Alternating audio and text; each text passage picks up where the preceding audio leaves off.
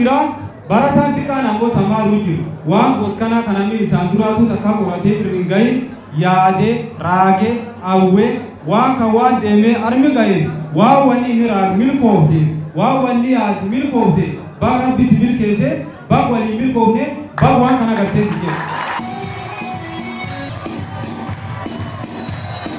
Inni sarkan calla barreessee dhaabatu itti fufa waan hedduu isirraa eenna nam kan godhi immoo ummati kun maan gochuuf qabaa waan jedha kan ilaalu qaba.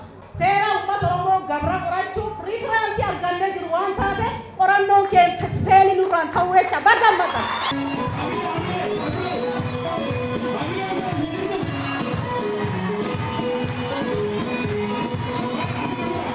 Barata barsiisa kataba kantai Barata Ibrahim Aliyo galata guddaa maqaa bulchiinsa godina Booranaatiif maqaa paartii Badhaadhinaatiin gammachuu qabnuuf beekamtii kennuu kenna isan beeksisuu barbaada.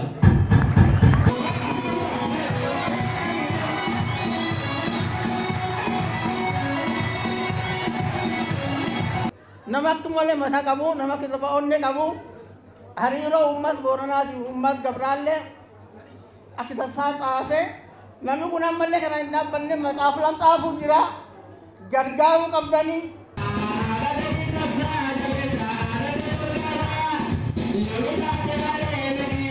Yoo nami gargaar callaa hojjaanis ujiin tuniini tatanirri dansaalleen dhufu.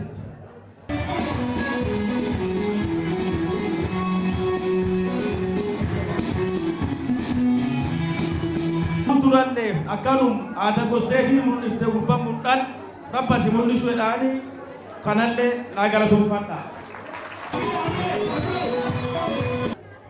Eenyummaan dhuunfaa isaa kitaaba galmeessee seenaa keessatti kaa'ee seenaa seenessee dhalootii bor yaadatu namni lubbuun jira bor darbuu danda'a garuu ammoo barata kanaaf seenaan isaa akka hin dabarree armaatti seenaa lafa kaa'ee jira bagammadinaa jedhaan. Kan galateeffachuu qabnaa ayyukan al tokko naa galateeffadha isinii jechuu barbaada.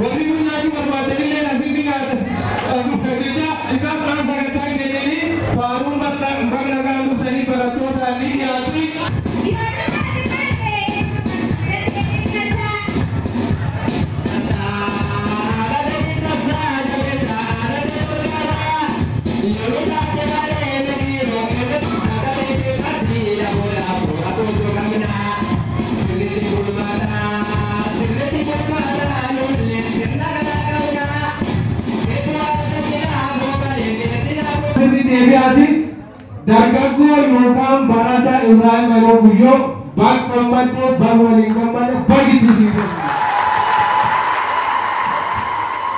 Gurbaan akkan isan harka baaftaniif kakkan Ori bule da ambe marroso. Ori bule da arkana shubbisa ma chatan. Ori bule umri kelle rabbi deresinna. Ori innille ore abuluti la qali galtani fiyu. Me agarsiisa marroso karki deebisaf gaji kana. Yey! Bere ilile itaniyo na demme. Ubatali kitab eenyummaa Oromoo Gabraa kabajanii san dhuftanii galatooma ulfaadhaa saniin jedha. Israa'el aliyoo isa barataa ka iskuul isaan fixatin ka tamaarii isaan fixatin ka miindaa tokkollee hin dhabne eenyummaa Oromoo Gabraa beeksisuuf itti beelaa itti dadhabee kitab kan baas nuu jiraat nuu bul fuulduralleef akkanum aada gosteetii mul'ifte gubbaa mul'an rabbasi mul'isuu jedhaanii kanallee naa galatoomfadha. Mucaan kunini seenaa qabeessa guddaa hojjate. Kitaabii kunin wanni kitaaba kana tokko itti latiinsi Oromoo Gabraa, dheedumsi Gabraa, aadaa Gabraa. Kan akka gabritiitti wal gargaaru dabarsaa kan labsimoo akkasum tokkummaa uummata Gabraaf Booranaa haq warri waliin tokkoo ka waliin jiru seenaa akka gaaf barsinnaa ka'in uummati kun wal gargaaratu ka waraana adda addaa ka gaafas duraan jiru ka akka ejjii dongorsoo ka akkasum koorree waliin hadhan seenaa sun uumati kun seenaa armaan duraan dabre irra wal gargaaruuf tokkummaa warraatiin laftan waliin eegate waliin jabeeffachuun kanumaa qoraamuu deemana.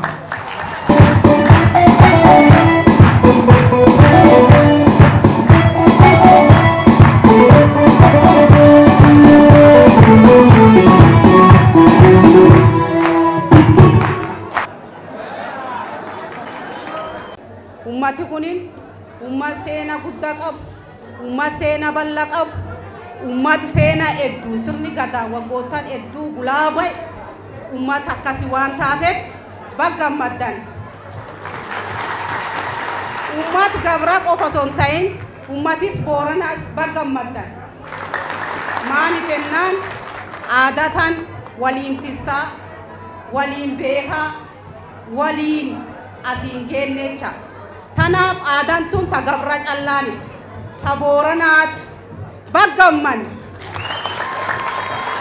Inni sarkan calla barreessee dhaabatu itti fufa waan hedduu isirraa eennaa nam kan godhi immoo ummati kun maan gochuuf qabaa waan jedha kan ilaalu qaba. Seera ummata Oromoo Gabraa qorachuuf riifiraansii argannee jiru waan taate qorannoon keenya seeni nurraan ta'uu jecha baggammatan. Kumshanii kitaabaan bitee jiru. Bakki fagoorraa godii kana ala dhuftanilleen hundi keessan galatoomaa saniin jechuu barbaadu. Har guyyaan kun akka waan dhaladhee natti fakkaata. Sababii gaafa kitaaba kana barreessu qofati saba kanaaf rakkachaa jirase. Ada dhiirti saba tana keessa dhalate hedduu jira. Hardhallee kitaaba kana irratti naaf galee jira. Kana booda waan guddaa hojjechuu akka danda'ullee baradhee jira. Maali yoo jettan dhiira saba kanaaf dhalate hedduu waliin jirra. Anin nama biraan beeku ufuun beeku gosti hojjechuun biyyan beeku narratti dirqama. Dirqama hojjechuu qaba jedhee malee ebeluun hojjechuu biraa. Anin maaliif hojjan yaada jedhuuf itti baay'isa. Namni hundi komidiisee hojii bobba'uuf biyyi kun sila fagoo guddinaa fagaatu. Naminu waan wal fakkaa sila hojjechuu hin danda'u. Namu waan danda'u hojjeta. Mee warra kubbaa miilaa ala bakki gooliin itti galu tokko ammoo namni kubbaa dhiitu hedduu maaliif kubbaan bakka tokkotti galaa namni ammoo namni hedduun kubbaa meeda seenee taphata. Gaafii kan deebii sanumaaf dhiisa. Ani kitaaba dubbisu keessatti eenyu Gabrii waan jedhu hin argine. Kanaaf eenyu Gabrii ka jedhu nama hundaaf akka ifa ta'u kitaaba eenyummaa Oromoo Gabraa jedhu barreessuu danda'e. Seena kalee dogongoraan barreeffame yeroon qajeelfamu amma. Anilleen kanuma yaade karoora fuulduraa hedduu karoorse. Kan adeemsa jalqabelleen hedduu. Kitaaba Gadaa Gabraa jedhuu fi seena Oromoo Kibba kan jedhu adeemsa tokko irraa adeemee jira. Kitaaba kana yoo humnaan na dandeessu waggaa tokko keessatti kitaaba Gadaa Gabraa jedhu xumuruu fi inshaallah karoora qaba. Taarika armaan duratti ganna hedduu duubaanii himamee amma immoo asitti argame jechuudha. Firaansiif addunyaa yoo barbaaddu amma waan dhibillaal siikweensi isa eegatee tartiib isa eegatee akka gaarii isaaf nama akka malee mataa qabu nama kitaaba onnee qabu hariiroo uummata Booranaatii uummata Gabraallee akka tasaa xaafee namni kun ammallee kana hin dhaabbanne maxaaf lam xaafuu jira gargaaruu qabdanii. Yoo nami gargaar callaa hojjaanis ujiin tuniini tatanirri dasaalleen dhufu kanuyin Gabraalleen dhufnee arda maxaaf kana ka eenyummaa Gabraa himu arra harki nu ba'ee galati karabbiiti irraafte ka gurbaa xiqqaa kanaati mee gurbaa xiqqaa kana marro tokko harka dhaadhaa waa Gabra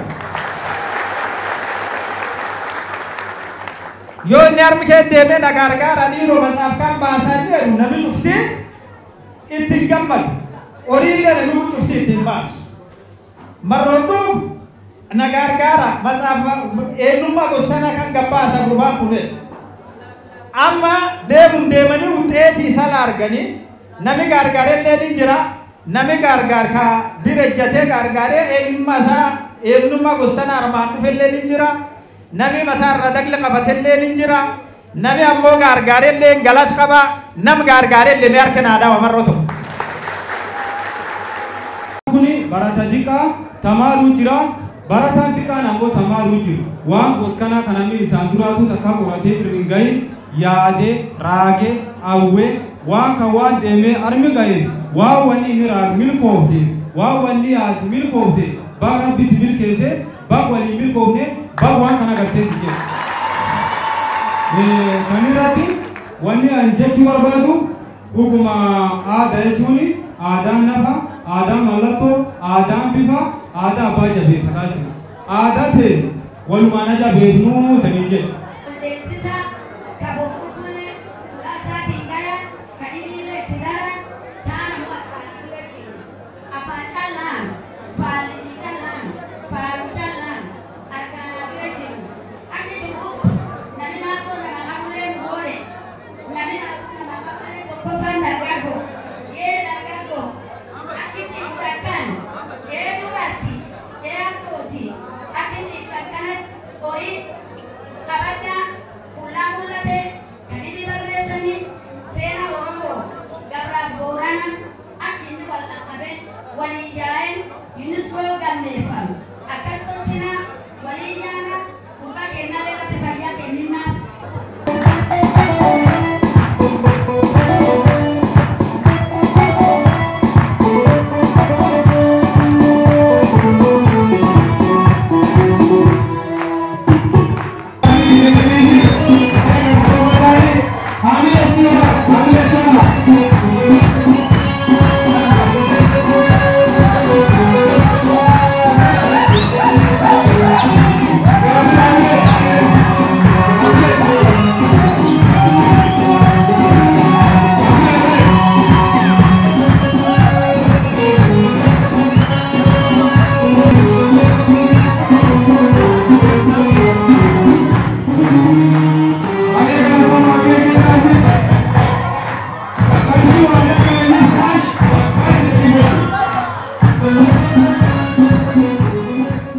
Barata, barsiisa, kataba, kantai, Barata Ibrahim Aliyo, galata guddaa maqaa bulchiinsa godina Booranaatiif, maqaa paartii Badhaadhinaatiin gammachuu qabnuuf beekamtii kennuu kenna isan beeksisuu barbaada.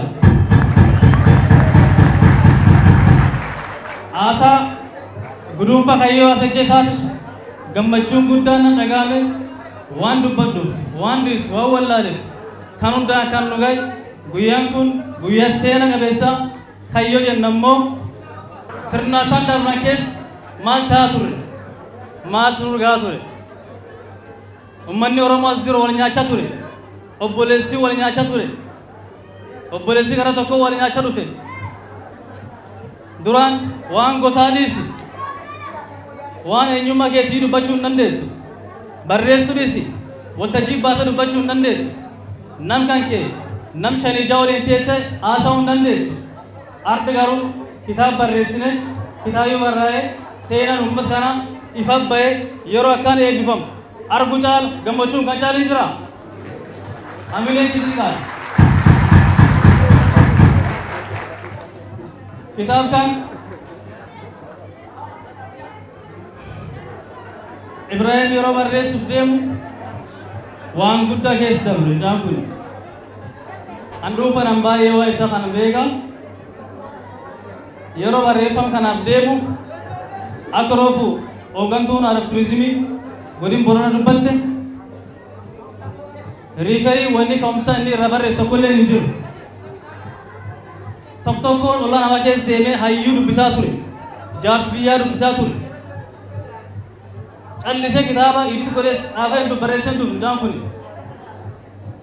kiiloomeetirii meeqa deemee iddoo jaarsi argaa dhageetti jiru miilan deemee motoorii fudhatee isaan barataa qaamis deeggarus xiqqaadha aantummaaf kutannoo qabuun har'as gahe dhaan kun hojii guddaa hojjete har'a ammoo riisarchii yookaan ammoo beektoti dhimmi gos kana qoratan waan irraa kaan hin qaban qara waan irraa kaan hin qaban har'i hin qaban kun waan guddaa tokko wanti mucaan kun hojjete himamee dhumuu hin danda'u dhuga dubbachuuf akkasitti ammoo wanti guddaa kitaaba kan eebbikan gubbaatan dubbachuu barbaadu dargaggeessi keenya kaaskee jirtan beekan keenya kaaskee jirtan callistanii taa'uu miti halkanii guyyaa namni yoo socho'e kaayoo qaban sun galmaan ga'uuf danda'u nu barsiisa Jalli Ibrahim deeggarsa alatti xiiqii amma dhageessine is qofaa miti tiimii isaallee baay'ee galateeffachuu barbaada dargaggoota hedduu jira kan isaan waliin ta'anii isni roofu galateeffatu gammachuu kun gammachuu keessan haadholiin keenya ulfinni guddaa qabdan nuu jiraadha sanin jedhe amiin natti kaata jaarsi keenya seenaa kan qabattanii asii kan nu geettan gammachuu guddaa seenaa guddaa harkanaa miti ammoo bor waan guddaa eegna ummata keenya saaf-sallammiin keenya addunyaa kun gabaabduna seenaa hojjechuu qabna iddoo jirrutti seenaa hojjetanii dabuu qabna obbo Ibrahim ammaa kan seenaa hojjetee jira hundi keenyayyuu hidhannee seenaa tokkummaa ummat kanaa jaalala ummat kanaa akka ummati kun ittiin guddatu tolchine waan tokko dhaqa tokko buufnee deemuu qabna kanarra jabaachuu qabna dargaggeessi keenya kan hubattanii obbo Ibrahim fakkeenyi guddaa isin ta'uu danda'a jaan kun kanarra beektanii fakkeenyummaa kan akka deemtan isiniin jedha. Kitaabni kunin barataan kunin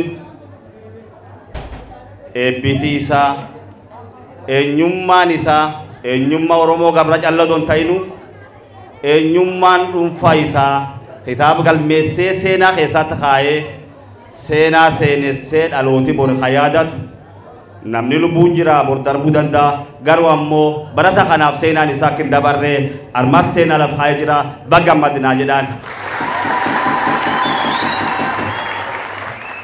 Kanaaf walumaa galatti eebbi seenaa qabeessaa